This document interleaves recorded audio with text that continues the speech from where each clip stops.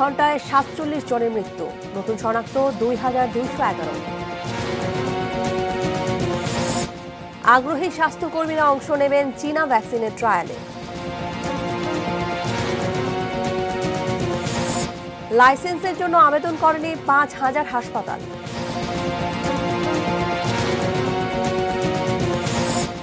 OC প্রদীপ সহ ৩ জনের তৃতীয় দফায় ৩ দিনের রিমান্ড। এবং কর্মহীন রোহিঙ্গাদের কাজে লাগানোর পরামর্শ বিশেষজ্ঞদের।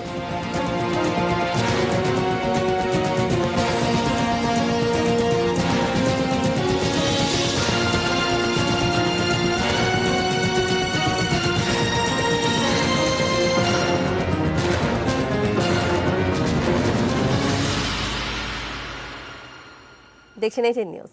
রাত ৯টার নিউজ আওয়ার নিয়ে হাজির হয়েছি আমি তানিয়া আহমেদ। শুনছিলেন শিরোনাম।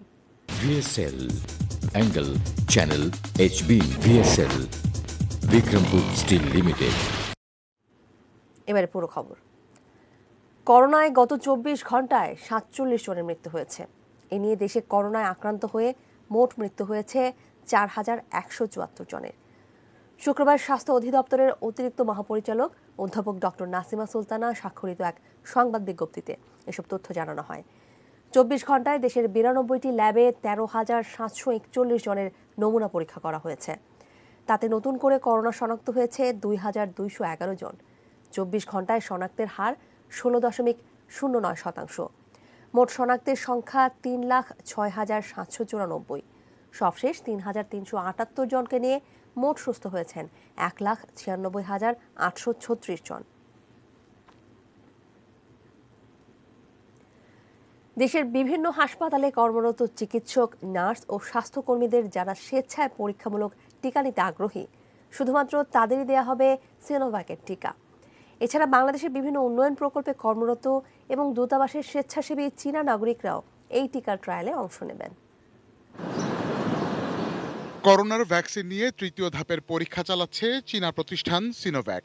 এখনও সংক্রমণ বেশি থাকায় আদর্শ জায়গা হিসেবে বাংলাদেশে টিকার তৃতীয় পর্যায়ের ট্রায়ালের প্রস্তাব দেয় সিনোভ্যাক। বাংলাদেশে ট্রায়ালটি পরিচালনা করবে আইসিডিডিআরবি। যে কোনো ভ্যাকসিন আসুক তার তো ট্রায়াল লাগবেই। সিনোভ্যাক ও আইসিডিডিআরবির প্রস্তাব অনুযায়ী বাংলাদেশে কর্মরত চীনা নাগরিক এবং দেশীয় চিকিৎসক, নার্স ও স্বাস্থ্যকর্মীদের মধ্যে যারা স্বেচ্ছায় এগিয়ে আসবেন তাদের দেহেই এই টিকা প্রয়োগ করা হবে।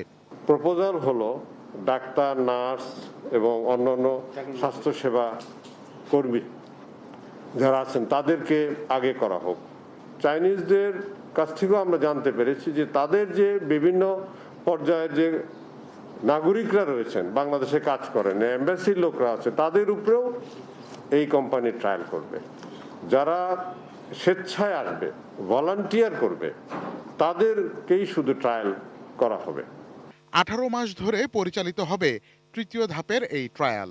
এতে অংশ নেওয়া অর্ধেকের শরীরে ভ্যাকসিন এবং বাকিদের শরীরে প্লাসিবো প্রয়োগ করে পর্যবেক্ষণে রাখা হবে। তাই পুরো প্রক্রিয়া শেষ করে চূড়ান্তভাবে কার্যকর ভ্যাকসিন পেতে যথেষ্ট সময় লাগবে বলে মনে করছেন বিশেষজ্ঞরা। আসলে ভ্যাকসিন ট্রায়াল এত তাড়াতাড়ি কোনোটাই হয় না। সারা পৃথিবীতে এখন পর্যন্ত এত শর্ট টাইমে কোনো ভ্যাকসিন হয়েছে এরকম কোনো নজির নাই, ইতিহাস নাই। এখানে অনেকগুলো মেথোডোলজি কম্প্রোমাইজ করে সবাই চেষ্টা করতেছে, যেহেতু ইনফেকশন এখনো active. Mofidul Tapu, ATN news, Dhaka. স্বাস্থ্য অধিদপ্তরের হিসাব মতে ৫,০০০-এর বেশি বেসরকারি হাসপাতাল, ক্লিনিক বা ডায়াগনস্টিক সেন্টার এখনও লাইসেন্স বা লাইসেন্স নবায়নের জন্য আবেদনই করেনি। ২৩ আগস্টের মধ্যে লাইসেন্স নবায়নের সময় বেঁধে দিয়েছিল স্বাস্থ্য মন্ত্রণালয়ের টাস্কফোর্স। এরপর দেশের লাইসেন্স ছাড়া কোনো হাসপাতাল চালু থাকবে না বলেও হুঁশিয়ারি দিয়েছিল তারা। আরও জানাচ্ছেন নাজিয়া আফরিন।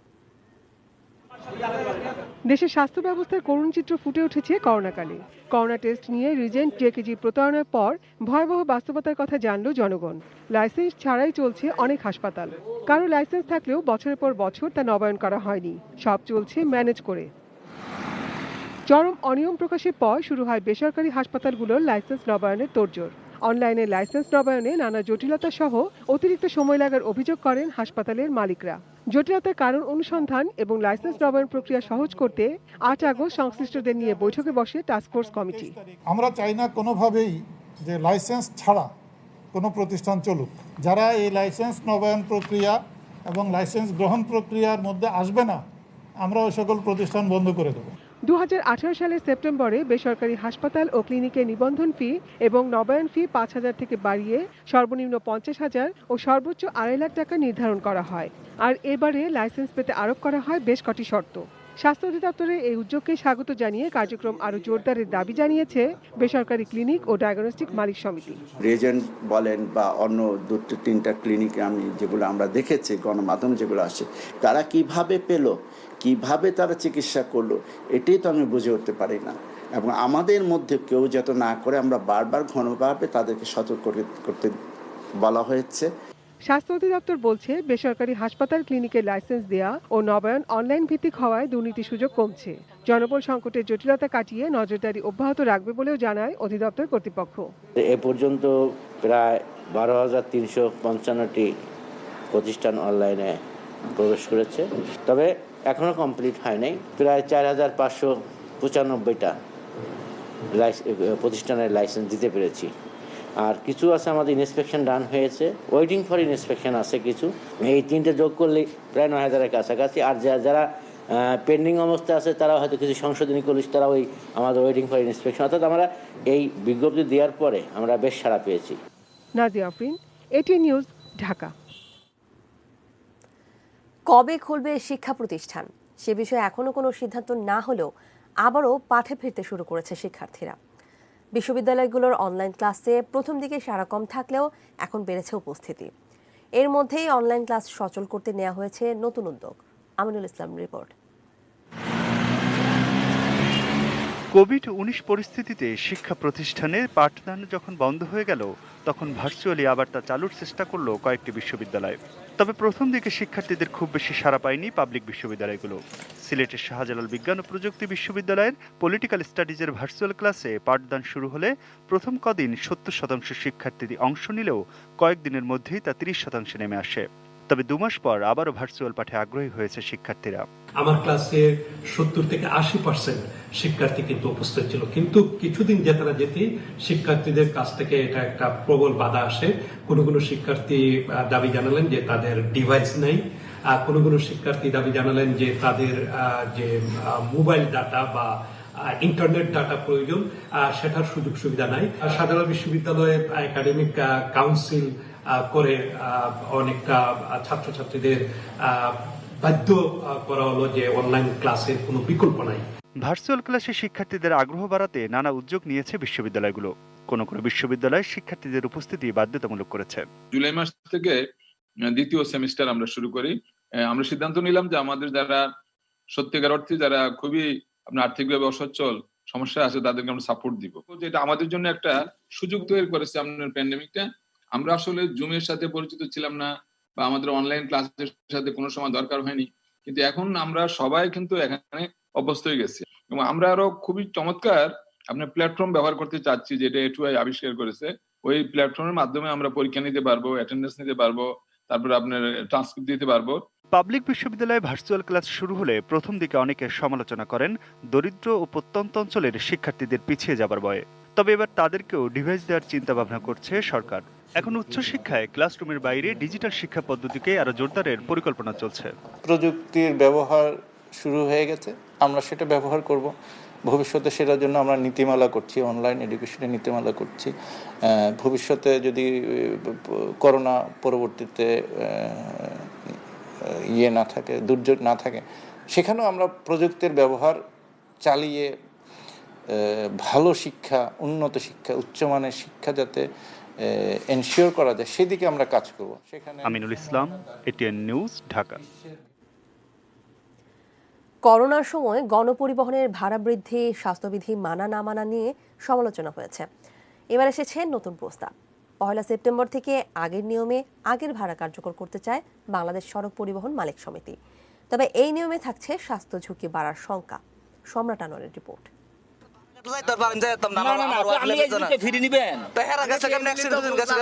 2 মাসের বেশি সময় বন্ধ রাখার পর শর্ত সাপেক্ষে 60% বাড়তি ভাড়া কার্যকর করে গণপরিবহন চালু। তারপর থেকে শর্ত না মেনে ভাড়া নিয়ে বিবাদের এমন দৃশ্য চোখে পড়েছে বেশ, এখনো পড়ে।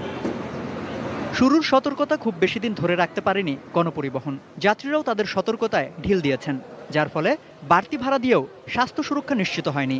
তাই বিভিন্ন সময় আগের ভাড়া কার্যকরের দাবি ছিল যাত্রী এবং পরিবহন সংশ্লিষ্টদের। অবশেষে পরিবহন মালিক সমিতির আনুষ্ঠানিক প্রস্তাব কার্যকর করা হোক যাত্রী পরিবহনের পুরনো নিয়ম, পুরনো ভাড়া। আগের ভাড়ায় ফেরার প্রস্তাবকে স্বাগত জানালেও স্বাস্থ্য সুরক্ষা নিয়ে শঙ্কায় যাত্রীরা। সবার তো সাফার করতে হচ্ছে, ভাড়া কমলে অবশ্যই আমরা একটা অ্যাজ ইউজুয়াল ভাবে চলতে পারলাম। গণপরিবহনে যেহেতু চড়তেই হবে, সেক্ষেত্রে নিজের সেফটিটা নিজেই নিতে হবে। এখনো সিদ্ধান্ত না হলেও ব্যবসা ধরতে এরই মধ্যে কয়েকটি পরিবহন আগের ভাড়ায় আগের নিয়মে যাত্রী পরিবহন শুরু করেছে। বেড়েছে স্বাস্থ্য ঝুঁকিও। এক তারিখে তো নিউজ পাই মনে করেন 2 সিট করে টানবো, বর্তমানে আমরা সব গাড়ি 2 সিট করে টানতেছে। সংক্রমণ ঠেকাতে শারীরিক দূরত্ব বজায় রাখা জরুরি, তা পরিবহন সংশ্লিষ্টরাও জানেন। তাই যাত্রীদের মাস্ক ব্যবহার বাধ্যতামূলক করার পাশাপাশি ব্যক্তি সচেতনতায় জোর দেওয়ার কথাও জানান তারা। কোনো ডিসিশন দেয় নাই, এটা যখন দেবে তখন থেকে আমরা ওইভাবে আগের মতন বিক্রি করবো। স্বাস্থ্য অধিদপ্তর বলতেছে স্বাস্থ্যবিধি মেনে চলতে, 3 ফুট দূরত্ব থাকতে। তখন তো দূরত্ব থাকার কোনো লাইন নাই, পাশাপাশি গায়ে বয়ে যেতে হবে। যেহেতু একসাথে 2জন লোক যাবে, তখন আমাদের পরিকল্পনা আরো কঠোর হতে হবে। অন্তত হ্যান্ড গ্লাভস, মাস্ক এগুলো অবশ্যই তাদের থাকে এবং গাড়িতে তারা উঠতে দিব, আমরা উঠতে দিব না। যখন করোনার ভয়ে মানুষ বেশি ভীত ছিল, তখনই প্রশাসনের কড়াকড়ি উপেক্ষা করে গণপরিবহনও চলেছে নিয়ম ভাঙার প্রতিযোগিতা। আর আজ নিউ নরমাল সময়ে সেই নিয়ম কতটা মানা হবে সে প্রশ্ন থেকেই যায়। সম্রাট আনোয়ার, এটিএন নিউজ, ঢাকা।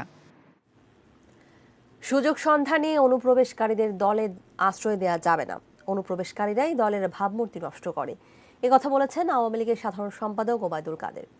ধানমন্ডিতে আওয়ামী লীগের সভাপতির রাজনৈতিক কার্যালয়ে চিকিৎসা সামগ্রী বিতরণ অনুষ্ঠানে অনলাইনে যুক্ত হয়ে এই কথা বলেন তিনি।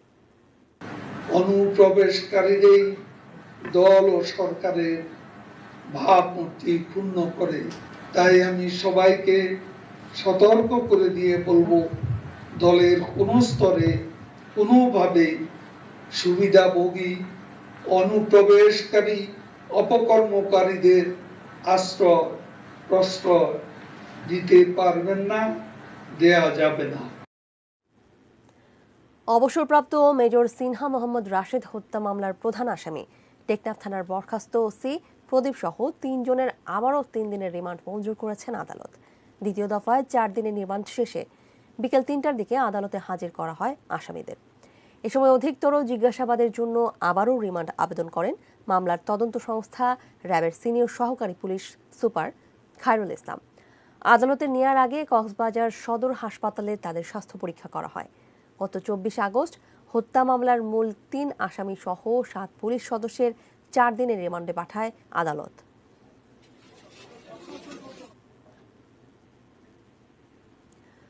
কর্মহীন রোহিঙ্গাদের কাজে লাগানোর পরামর্শ দিচ্ছেন বিশেষজ্ঞরা। সম্প্রতি সংসদীয় স্থায়ী কমিটিও এমনই সুপারিশ দিয়েছে। এদিকে রোহিঙ্গাদের জন্ম নিয়ন্ত্রণে এখনই কার্যকর পদক্ষেপ না নিলে এই সমস্যা আরও ঘনীভূত হবে বলে শঙ্কা বিশেষজ্ঞদের। আরাফাত সিদ্দিকের রিপোর্ট।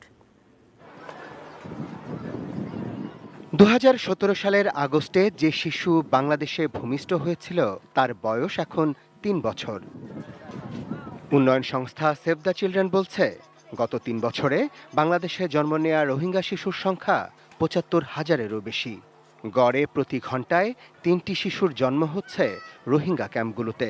বিশেষজ্ঞরা বলছেন, রোহিঙ্গা নারীদের সচেতন করে তুলতে না পারলে এই সমস্যা বেড়েই চলবে। আমাদের উচিত হবে আমাদের এনজিও সংস্থার মাধ্যমে তাদের নারী সমাজকে, তাদের যে ধর্মান্ধতা আছে, তাদের যেসব সামাজিক পশ্চাৎপসরতা আছে, সেগুলো থেকে তাদেরকে বের করে এনে তাদেরকে একটা উন্নত নাগরিক হিসাবে গড়ে তোলা এবং ফার্টিলিটি রেটটা কিন্তু ওইভাবেই কমাতে হবে এবং সেটাই একমাত্র অ্যাকসেপ্টেবল ওয়ে। শুধু জন্মহারেই নয়, অপরাধ প্রবণতার দিক দিয়েও এগিয়ে আছে কর্মহীন রোহিঙ্গারা। মাদক, ইয়াবা চোরাচালান, মানব পাচারের মতো ঘটনায় রোহিঙ্গাদের জড়িয়ে পড়া ঠেকাতে রীতিমতো হিমশিম খাচ্ছে স্থানীয় আইন শৃঙ্খলা বাহিনী। এ পর্যন্ত গুরুতর এসব অপরাধে জড়িয়ে দেশের বিভিন্ন কারাগারে বন্দী আছেন 1273 জন রোহিঙ্গা। এই রোহিঙ্গারা যদি ধরেন বাংলাদেশে আমরা আশ্রয় না দিতাম, অথবা আমরা বলতাম যে তোমরা অন্য কোথাও চলে যাও আমাদের উপর দিয়ে, যেটা ইউরোপে হয়েছে, তার ফলে কিন্তু এই পুরো এলাকা কিন্তু ডিস্টেবিলাইজড হয়ে যেত। রোহিঙ্গাদের অপরাধ প্রবণতা ও জন্মহারে শঙ্কা প্রকাশ করে সম্প্রতি বেশ কিছু সুপারিশ দিয়েছে দুর্যোগ ব্যবস্থাপনা ও ত্রাণ মন্ত্রণালয় সম্পর্কিত সংসদীয় স্থায়ী কমিটি। এতে রোহিঙ্গাদের অলস বসিয়ে না রেখে উৎপাদনমুখী কাজে লাগানো, ক্যাম্পগুলোতে খেলাধুলা ও বিনোদনের ব্যবস্থা রাখা, পরিবার পরিকল্পনা কার্যক্রম জোরদার করার মতো বিষয়গুলো গুরুত্ব পেয়েছে। Idle brain is a devil's dam, একটা প্রবাদ আছে। এই লোকগুলি যখন 11 লক্ষ লোক যখন অবসর থাকে, কাজ করে না, তাদের মাথার মধ্যে তো কুবুদ্ধি খিলবিল করে।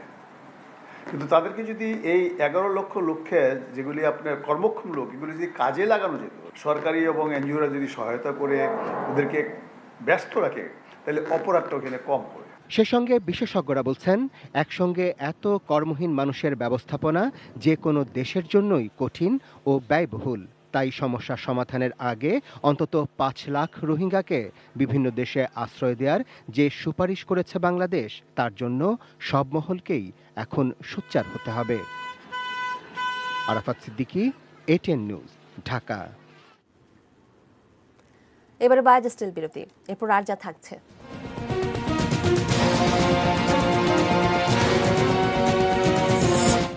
নাখালপাড়ায় স্ত্রীকে হত্যা করে স্বামীর আত্মহত্যা।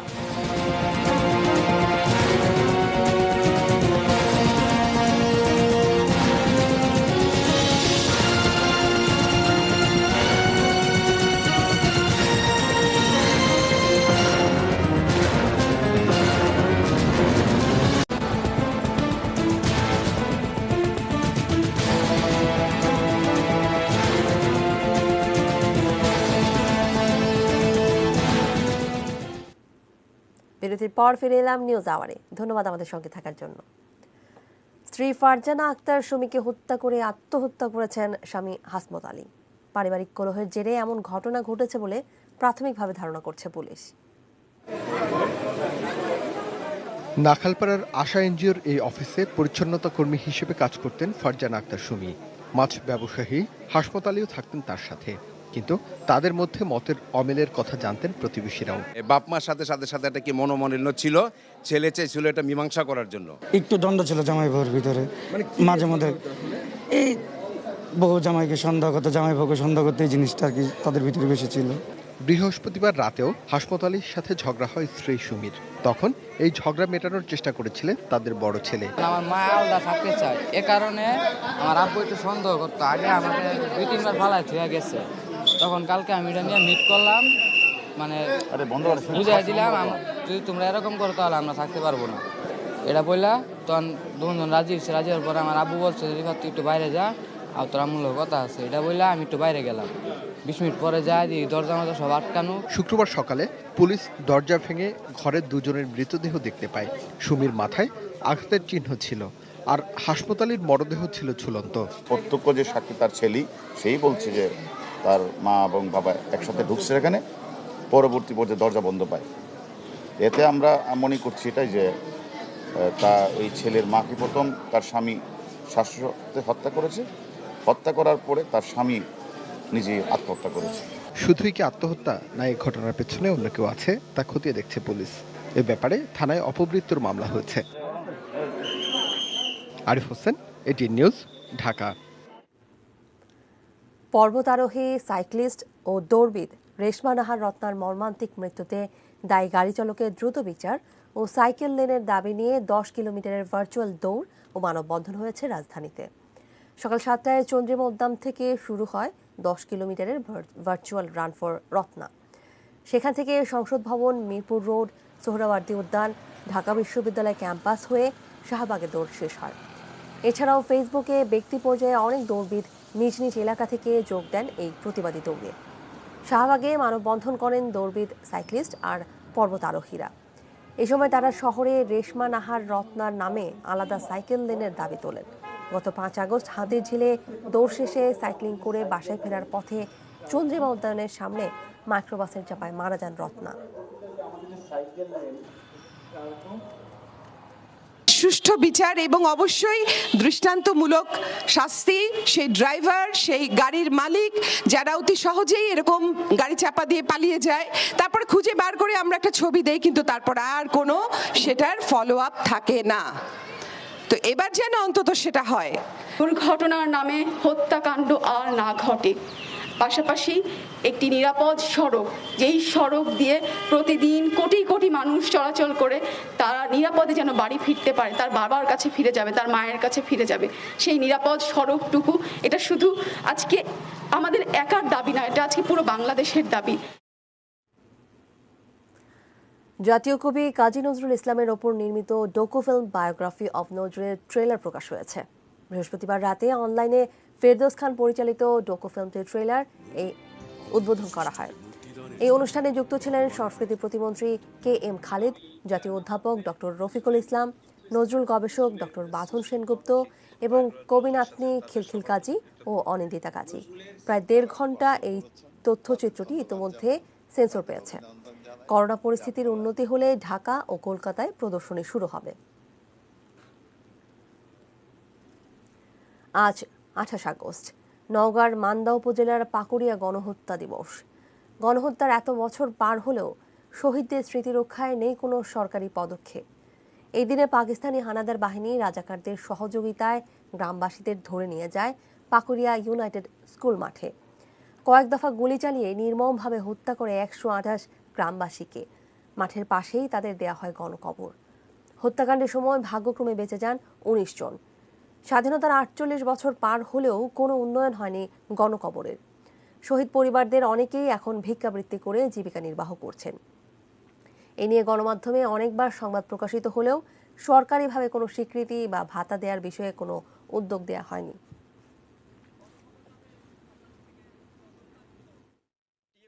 করেছিল কিন্তু না, কোনো উন্নতি হয়নি। যারা এখনো আহত অবস্থায় আমাদের মাঝে জীবিত রয়েছেন তাদেরকে শহীদের মর্যাদা এবং জাতীয় স্বীকৃতি আমরা দাবি জানাচ্ছি। করোনার কারণে প্রায় 5 মাস বন্ধ থাকার পর 6 শর্তে খুলে দেওয়া হয়েছে খাগড়াছড়ির সব পর্যটন কেন্দ্র। প্রথম দিনেই ভিড় দেখা গেছে পর্যটকদের। স্বাস্থ্যবিধি মানছেন না অনেকেই। করোনা সংক্রমণ বেড়ে যাওয়ায় 5 মাস বন্ধ ছিল খাগড়াছড়ির পর্যটন কেন্দ্রগুলো। পরিস্থিতি অনেকটা স্বাভাবিক হওয়ায় আজ থেকে সেগুলো খুলে দেওয়া হয়েছে।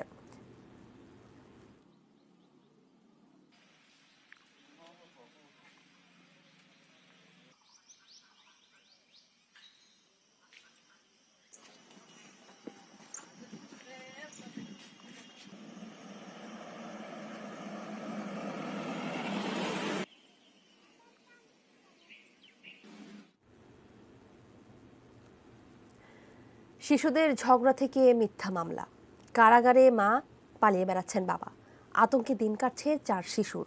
শরীয়তপুর প্রতিনিধি রকুনুজ্জামান পারভেজের তথ্য ছবিতে ডেস্ক রিপোর্ট। 4 সন্তান নিয়ে শরীয়তপুরের নড়িয়ার ধূপখাড়া গ্রামের বাড়িতে থাকেন নূরজাহান বেগম। স্বামী ইয়াসিন ছৈয়াল চট্টগ্রামে ফেরি করে কাপড় বিক্রি করেন। গত 3 আগস্ট নূরজাহানের 8-9 বছর বয়সী ছেলে মজনু ও মোজাম্মেলের সঙ্গে ঝগড়া হয় প্রতিবেশী সালাম ব্যাপারীর ছেলে আব্দুল আহাদের। এক পর্যায়ে মাথায় আঘাত পায় 7ম শ্রেণীতে পড়ুয়া আহাদ। ওই দিন সালাম ব্যাপারী লোকজন নিয়ে নূরজাহান ও তার ছেলে মেয়েদের মারধর করে। রাতে নূরজাহান বেগম নড়িয়া থানায় লিখিত অভিযোগও করেন। মারতে মারতে আদামরা বানায় লেছে, আমি টিকতে না পেরে হাতে ফিটকারি পোটলা ছিল, এটা মেলা মাসি আছে, মাথা যায় পুরা মাথা কেটে গেছে। সুফলের আব্বু আমাদের বাসায় আয়সা মানে আমার ছোট ভাইরা মারধর করছে অনেক, তারপর আম্মু ধরতে গেছে, আম্মুরও মারছে। 21 আগস্ট সালামের স্ত্রী শিউলি বেগম উল্টো একটি মামলা করেন। ফিটকিরির আঘাতে আহত হলেও মামলায় অভিযোগ করা হয় নূরজাহান আহাদকে মাথায় অস্ত্র দিয়ে কুপিয়ে আহত করেছে। অথচ এই মামলার বাদী ও সাক্ষী ঘটনার সময় উপস্থিতি ছিল না। ওখানে যে লোকজন যারা ছিল তারাই তো সবাই কে ছিল স্পেসিফিক বলেন? এখানে তো বাজার লোকজন আছিল। না আপনি জানলেন কেমনে? সে বটি দাও দিয়ে করেছে। ওইখানে এই লোকজন যারা আছিল ছিল তারাই বলছে। আমার যে একটা সাক্ষী দিছে, আমার তো জিজ্ঞাসা করবো কি হয়েছে আসলে বিষয়, আমি কিছুই জানি না ভালো মতো। এইটা তো কোনো সাক্ষী হয় না। ওই রাতেই নূরজাহানকে গ্রেপ্তার করে নড়িয়া থানা পুলিশ।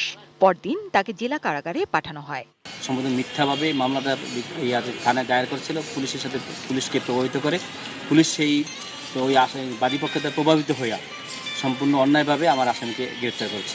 তদন্ত করে যতটুকু জানতে পেরেছি এবং স্থানীয় সাক্ষী আমাদেরকে বলেছেন যে তারা এই ধরনের কোনো ঘটনা ঘটে নাই। সেই মহিলা এই ঘটনার সাথে জড়িত ছিলেন না এবং ওই সময় উপস্থিত ছিলেন না। তদন্ত সাপেক্ষে এই মামলার পরবর্তী পদক্ষেপ নেওয়া হবে বলে জানিয়েছে পুলিশ। প্রত্যেকটা ঘটনায় তো আমি যাই না, আমার সাব ইন্সপেক্টররা যাদেরকে দিই তারা যায় তদন্ত করে, তারা তদন্ত করে আমাকে যেভাবে বলে আমি সেই অনুযায়ী ব্যবস্থা নিই ভাই। তো আমি ভিডিও এবং ছবি দেখছি। Zinia Islam, desk report, ATN news. Broadband internet সেবায় ভ্যাট 15% থেকে কমিয়ে 5% করা হয়েছে। আগে যা ছিল 15%। বৃহস্পতিবার জাতীয় রাজস্ব বোর্ড এই বিষয়ে প্রজ্ঞাপন জারি করে। প্রজ্ঞাপনে বলা হয়েছে বৃহস্পতিবার থেকেই নতুন ভ্যাটের হার কার্যকর হবে।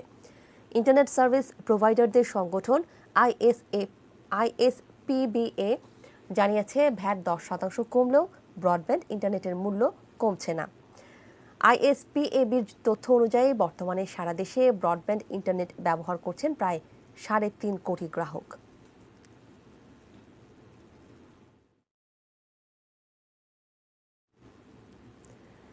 টানা বৃষ্টি, উজানের পাহাড়ি ঢল ও নদ নদীর পানি উপচে এবারের বন্যায় টাঙ্গাইলের 10 উপজেলার কৃষি জমির ব্যাপক ক্ষতি হয়েছে।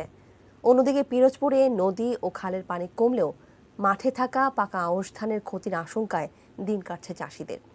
টাঙ্গাইল ও পিরোজপুর প্রতিনিধির পাঠানো তথ্য ও ছবিতে ডেস্ক রিপোর্ট। বন্যায় দীর্ঘ সময় ধরে পানির নিচে তলিয়ে থাকায় টাঙ্গাইলের 10 উপজেলার বিস্তীর্ণ অঞ্চলের সব ধরনের ফসল নষ্ট হয়ে গেছে। অনেক ফসল সহ আবাদি জমি নদী ভাঙনেও বিলীন হয়েছে। নষ্ট হয়েছে ধান, পাট, তিল, আখ, লেবু, বেগুন, বীজতলা সহ বিভিন্ন সবজি বাগান। জেলার লক্ষাধিক কৃষক চরম হতাশায়। আমার তিল, পাট এর বন্যায় সর্বনাশ হয়ে গেছে। বন্যা ধান পাট আমরা কিচ্ছু কাটা হয়নি, সব ধুয়ে গেছে। আর গরিব মানুষ আবারটা করে খাইবা গেলে খাই, কিছুই নাই।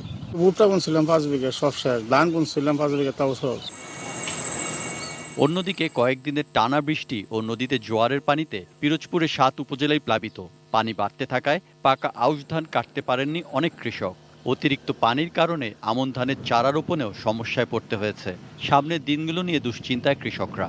বন্যার কারণে ধান দাইতে পারি না, ধান সব পানিতে ডাবিয়ে গেছে জায়গায় জায়গায়। পরবর্তী ধানের জিয়ারি গুনে ধান কমই যাইবে, হারবার রোয়া ফাড়া ক্ষতি যেতেছে। বন্যার কারণে কৃষকদের ক্ষতি পুষিয়ে নিতে প্রয়োজনীয় পদক্ষেপ নেওয়ার আশ্বাস দিয়েছে কৃষি বিভাগ। ক্ষতি যেটা হয়েছে সেটা পুষিয়ে নেওয়ার জন্য আমাদের কৃষি বিভাগের তরফ থেকে সকল প্রকার সাহায্য সহযোগিতা অব্যাহত থাকবে এবং আমরা এটা পুষিয়ে নিতে পারব। Saikat Dasgupta, desk report, ATN news. News আওয়ারে আবারও বাজেস্টের বিরতি নিচ্ছি, এরপর আর যা থাকবে।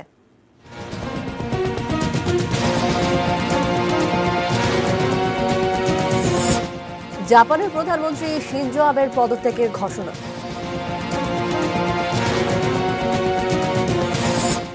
এবং আইপিএলে করোনা হানা, আক্রান্ত চেন্নাই সুপার কিংসের 13 জন।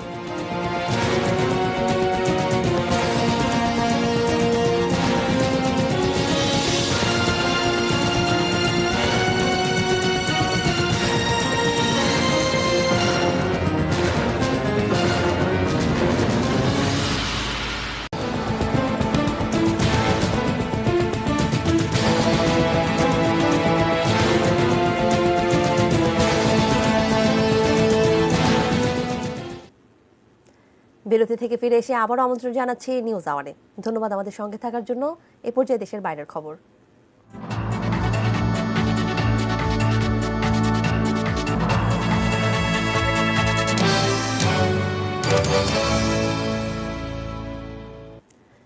স্বাস্থ্যগত কারণে পদত্যাগের ঘোষণা দিয়েছেন জাপানের প্রধানমন্ত্রী শিনজো আবে। তবে উত্তরসূরি নির্বাচন না হওয়া পর্যন্ত প্রধানমন্ত্রীর পদে থাকবেন তিনি। আজ এক সংবাদ সম্মেলনে তিনি এই ঘোষণা দেন। এ সময় আবে বলেন, অসুস্থতার কারণে সরকারি কর্মকাণ্ডে বিঘ্ন ঘটুক তা তিনি চান না। মেয়াদ পূর্ণ করতে না পারায় জনগণের কাছে দুঃখ প্রকাশ করেন আবে। বেশ কয়েক বছর ধরে পেটের পীড়ায় ভুগছেন 65 বছর বয়সী আবে। তবে সম্প্রতি রোগের মাত্রা বেড়ে যাওয়ায় এই সিদ্ধান্ত নিয়েছেন বলে জানান আবে। 2007 সালেও রোগের কারণে মেয়াদ শেষের আগেই তিনি পদত্যাগ করেছিলেন। কিশোর বয়স থেকেই তিনি এই রোগের সঙ্গে লড়াই করে আসছেন। 8 বছর ধরে প্রধানমন্ত্রী পদে আসেন শিনজো আবে। জাপানের ইতিহাসে সবচেয়ে দীর্ঘ সময় থাকা ক্ষমতায় আছেন শিনজো আবে। ক্ষমতায় এসে দেশের প্রতিরক্ষা বিভাগকে শক্তিশালী করেছেন শিনজো আবে। তবে সংবিধানের 9 অনুচ্ছেদ সংশোধন করতে পারেননি, যার ফলে আত্মরক্ষা ছাড়া অন্য কোনো কাজে প্রতিরক্ষা বাহিনীর নিয়োজিত হওয়ার সুযোগ নেই।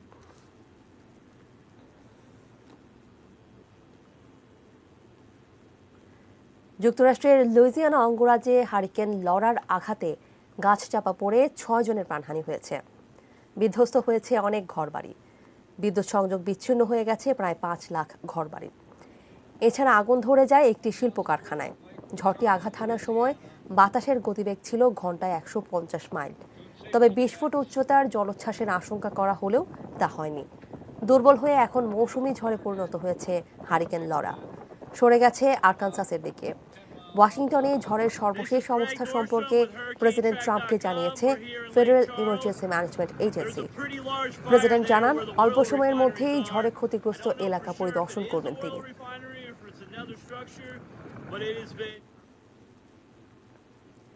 চলতি বছরের গোড়ার দিকে ভারতের দিল্লিতে ভয়াবহ দাঙ্গার সময়ে মানবাধিকার লঙ্ঘন করেছে পুলিশ। অ্যামনেস্টি ইন্টারন্যাশনালের এক অনুসন্ধানী প্রতিবেদনে একথা বলা হয়। প্রতিবেদনে অভিযোগ করা হয় বিতর্কিত নাগরিকত্ব আইনকে কেন্দ্র করে শুরু হওয়া হিন্দু মুসলমান দাঙ্গার সময়ে অনেক ক্ষেত্রে হিন্দুদের সঙ্গে মিলে দাঙ্গায় অংশ নিয়েছে পুলিশ। এছাড়া বিক্ষোভকারীদের পেটানো ও আটককৃতদের নির্যাতন করে তারা। এ ব্যাপারে অ্যামনেস্টির পক্ষ থেকে জানতে চাওয়া হলেও এখন পর্যন্ত কোনো কিছু জানায়নি দিল্লি পুলিশ। ফেব্রুয়ারির এই দাঙ্গার ওপর বিবিসির একটি প্রতিবেদনের সমর্থনে এই প্রতিবেদন প্রকাশ করেছে অ্যামনেস্টি ইন্টারন্যাশনাল। দাঙ্গার সময়ে দিল্লি পুলিশের নির্যাতনের ঘটনা বিভিন্ন গণমাধ্যমে প্রকাশ হলেও কোনো ধরনের অন্যায়ের কথা অস্বীকার করেছে পুলিশ। ভয়াবহ ওই দাঙ্গায় নিহত হন 40 জন।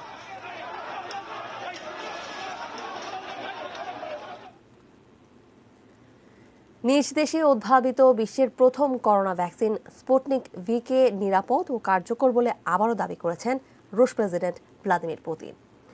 বৃহস্পতিবার রাশিয়া 24 নামক টিভি চ্যানেলকে দেয়া সাক্ষাৎকারে পুতিন বলেন, ভ্যাকসিনটি তার মেয়ের দেহে অ্যান্টিবডি তৈরি করতে সক্ষম হয়েছে। সে ভালো বোধ করছে। তবে এই দাবির পক্ষে কোনো বৈজ্ঞানিক তথ্য প্রমাণ দাখিল করেনি রুশ কর্তৃপক্ষ। সেপ্টেম্বরে আরও একটি ভ্যাকসিন আসছে বলেও জানান পুতিন। আন্তর্জাতিক বিশেষজ্ঞদের মতে যে কোনো ভ্যাকসিনের বহুল ব্যবহারের আগে অন্তত 10,000 স্বেচ্ছাসেবীর ওপর পরীক্ষামূলক প্রয়োগ করতে হয়। রাশিয়া করেছে 38 জনের 2টি দলের ওপর। ভ্যাকসিনটি নিয়ে রাশিয়ার সঙ্গে আলোচনা শুরুর কথা জানিয়েছে বিশ্ব স্বাস্থ্য সংস্থা WHO। তবে রাশিয়ার কাছ থেকে এ ব্যাপারে এখনও বিস্তারিত তথ্য পায়নি সংস্থাটি।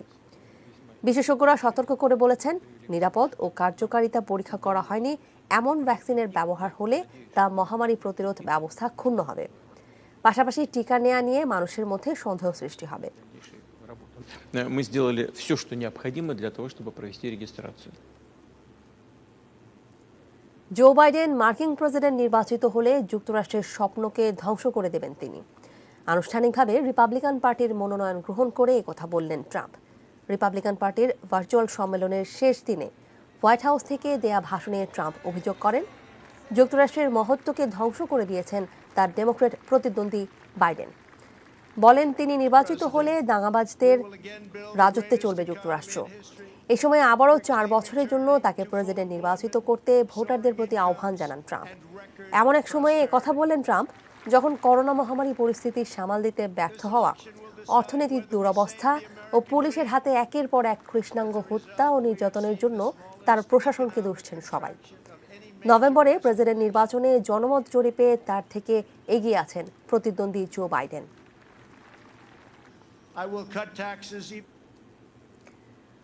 অস্ট্রেলিয়ার ভিক্টোরিয়া প্রদেশে ঝড়ে গাছ পড়ে 4 বছরের এক শিশুসহ 3 জনের মৃত্যু হয়েছে। প্রদেশটির রাজধানী মেলবোর্নের উপকণ্ঠে এই প্রাণহানির ঘটনা ঘটে। ঝড়ের কারণে 95,000 বাড়ির বিদ্যুৎ সংযোগ বিচ্ছিন্ন হয়ে যায়। ঝড়ে বাঁধ ভেঙে দূষিত পানি প্রবেশ করেছে লোকালয়ে।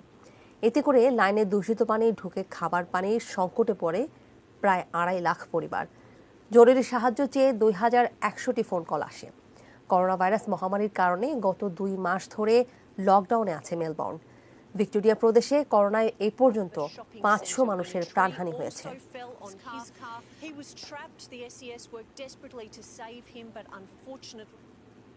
এবারে খেলার খবর।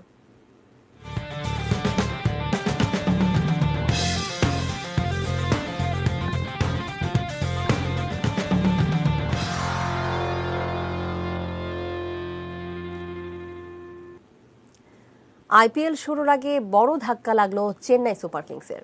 করোনা পরীক্ষায় তাদের 13 জনের ফলাফল পজিটিভ এসেছে। ভারতীয় গণমাধ্যমের খবর অনুযায়ী আক্রান্ত 10 জনের মধ্যে একজন ভারতীয় আছেন। তিনি এক ডানহাতি মিডিয়াম পেসার, যিনি সম্প্রতি আন্তর্জাতিক ক্রিকেটও খেলেছেন। শুক্রবার থেকে দুবাইয়ে অনুশীলন শুরু করার কথা ছিল মহেন্দ্র সিং ধোনির দলের।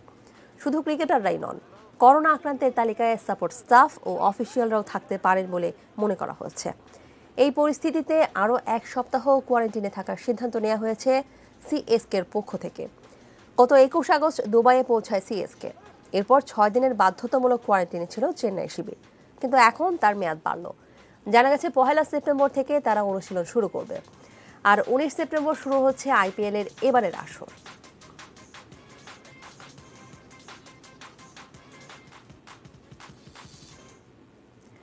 লিওনেল মেসি বার্সেলোনায় থাকার ঘোষণা দিলে পদত্যাগ করবেন ক্লাবের সভাপতি জোসেফ মারিয়া বার্তামেও। এ নিয়ে খবর প্রকাশ করেছে স্প্যানিশ দৈনিক মার্কা। মেসি বার্সে তিনি শর্ত সাপেক্ষে পদত্যাগের ঘোষণা দিয়েছেন, কেননা মেসির মতো বিশ্বসেরা ফুটবলারকে বার্সা কিংবা বার্তামেও কেউই ছাড়তে চান না।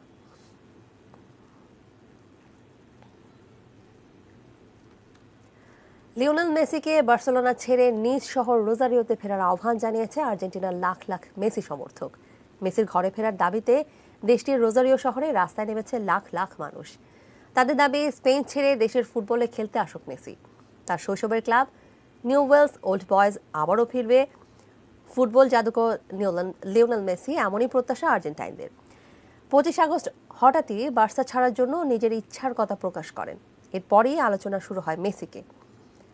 বিশ্বসেরা এই ফুটবলার সত্যি কি বার্সা ছাড়ছেন, ছেড়ে কোথায় যাচ্ছেন, এমন গুঞ্জনে মুখর বিশ্বের গণমাধ্যমগুলো। সময়ের সেরা এই তারকা ফুটবলারকে দলে নিতে প্রতিযোগিতায় নেমেছে ম্যান সিটি, পিএসজি, ম্যানিওর মতো বড় ক্লাব। এসব ছেড়ে মেসি ঘরে ফিরুক, এমনটাই চান আর্জেন্টিনার মানুষ।